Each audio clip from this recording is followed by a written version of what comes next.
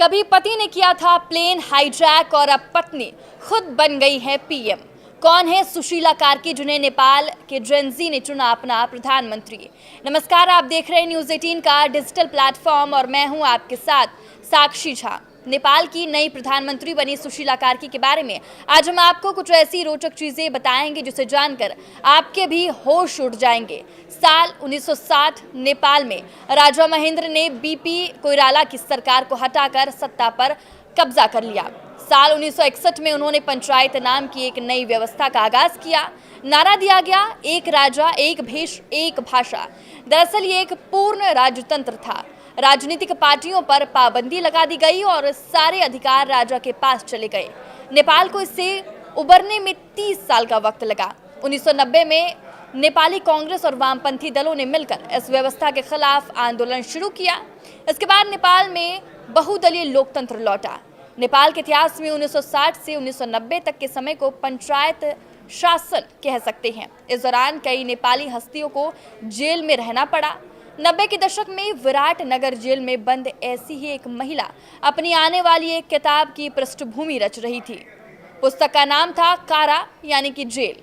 लोकतंत्र के विरुद्ध स्थापित एक व्यवस्था के दौरान अपने जीवन के महत्वपूर्ण पलों को जेल में बिताने वाली ये महिला आगे चलकर नेपाल में खूब चर्चित हुई।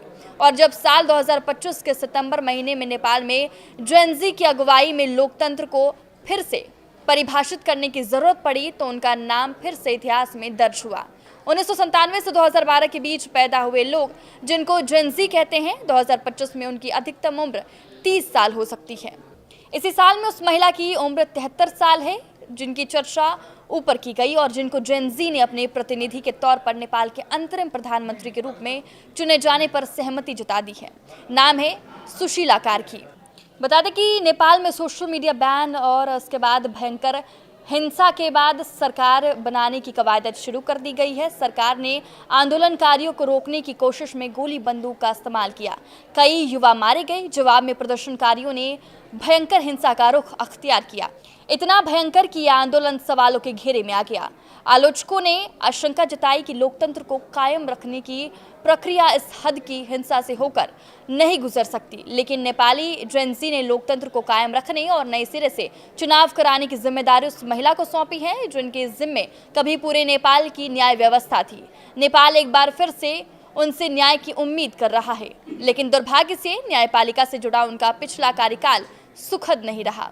साल 2016 में सुशीला कार्की नेपाली सुप्रीम कोर्ट की चीफ जस्टिस बनी। ये घटना ऐतिहासिक थी क्योंकि नेपाल में ऐसा करने वाली वो पहली महिला बनी और अब तक ऐसा करने वाली वो इकलौती महिला है। अपने करियर की शुरुआत में उन्होंने टीचर की नौकरी से की थी। 1978 में नेपाल के त्रिभुवन विश्वविद्यालय से कानून में स्नातक की उपाधि प्राप्त करने के बाद 1979 में उन्होंने विराट नगर में अपनी वकालत शुरू की। इसके बाद वो वरिष्ठ अधिवक्ता बनी। फिर उनको सुप्रीम कोर्ट में एड हॉक जस्टिस नियुक्त किया गया। इसके बाद वो स्थायी जस्टिस बने। सुशीला कार्की ने सुप्रीम कोर्ट में रहते हुए कई कड़े फैसले दिए। उनकी छवि एक सुधारवादी इंसान की बनी। 2012 में उन्होंने भ्रष्टाचार के आरोपी में एक मंत्री को जेल भेज दिया। इस तरह जयप्रकाश गुप्ता नेपाल में भ्रष्टाचार के आरोप में जेल जाने वाले पहले मंत्री बन गए।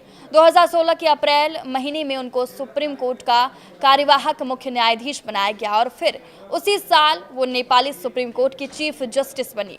लेकिन अगले साल यानी 2017 में उनका समय मुश्किल साबित हुआ। उस समय सरकार का नेतृत्व कर रही नेपाली कांग्रेस ने अपनी संसदीय शक्ति का इस्तेमाल करके उनके खिलाफ महाभियोग प्रस्ताव पेश किया, जिसके कारण उन्हें तत्काल निलंबित कर दिया गया। महाभियोग प्रस्ताव में उन पर पक्षपात करने और कार्यपालिका की शक्तियों में हस्तक्षेप करने का आरोप लगाया गया, विशेष रूप से पुलिस प्रमुख की नियुक्ति से संबंधी विवाद में। हालांकि जनता के दबाव के कारण कार्की के खिलाफ महाभियोग को वापस ले लिया गया, लेकिन वो राजनीतिक भ्रष्टाचार से निराश थी। सेवानिवृत्त के बाद भी वो इस मुद्दे पर काम कर रही थी। लेकिन खुद सुशीला कार्की भी राजनीतिक भ्रष्टाचार के आरोपी से अछूती नहीं रही। आरोप लगे कि उन्होंने चीफ जस्टिस रहते हुए राजनीतिक दलों से जुड़े जजों की नियुक्ति पर जोर दिया। उन पर सवाल उठे। कार्की ने अपना बचाव किया और कहा कि एक बार जो वो न्यायाधीश बन जाएंगे तो राजनीति से दूरी बना लेंगे। हालांकि बाद में उन्होंने कुछ ऐसे मंत्रियों का पर्दाफाश किया जिन्होंने कथित तौर पर उन पर अपने रिश्तेदारों को न्यायाधीशों के तौर पर नियुक्त करने के लिए दबाव डाला था। एक ऐतिहासिक फैसला देते हुए एक बार सुशीला कार्की की अध्यक्षता वाली पीठ ने संवैधानिक भ्रष्टाचार निरोधक संस्था के प्रमुख के रूप में लोकमान सिंह कार्की की नियुक्ति को रद्द कर दिया था। ये नियुक्ति राष्ट्रपति रामबरन यादव, अंतरिम प्रधानमंत्री सह मुख्य न्यायाधीश खिलराज रेग्मी और सत्ताधारी 4 प्रमुख दलों द्वारा की गई थी। एक बार फिर से वापस चलिए नेपाल के पंचायत शासन में।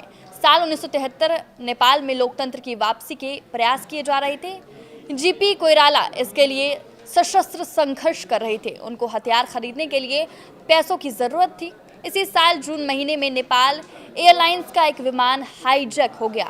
ये विमान विराटनगर से काठमांडू सेंट्रल बैंक के लिए 40 लाख रुपए लेकर जा रहा था। उस प्लेन को बिहार के फारबिसगंज में लैंड करने को मजबूर किया गया। ये 40 लाख रुपए जीपी कोइराला को सौंप दिया गया।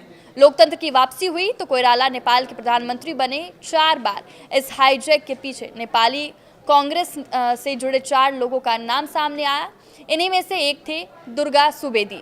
1990 में पंचायत व्यवस्था के खत्म होने और लोकतंत्र की वापसी के बाद सुशीला कार्की ने इसी दुर्गा सुवेदी को अपने विवाह के लिए चुना। सुवेदी कभी उनके शिक्षक हुआ करते थे। सुशीला एक बार उनके बारे में कहा कि सुवेदी उनके हर संकट और हर परिस्थिति के सबसे भरोसेमंद दोस्त और मार्गदर्शक हैं। मीडिया रिपोर्ट्स के मुताबिक सुवेदी से उनकी मुलाकात बनारस हिंदू यूनिवर्सिटी यानी कि BHU में हुई थी। आपको ये जानकारी कैसी लगी हमें कमेंट करके ज़रूर बताएं। नमस्कार।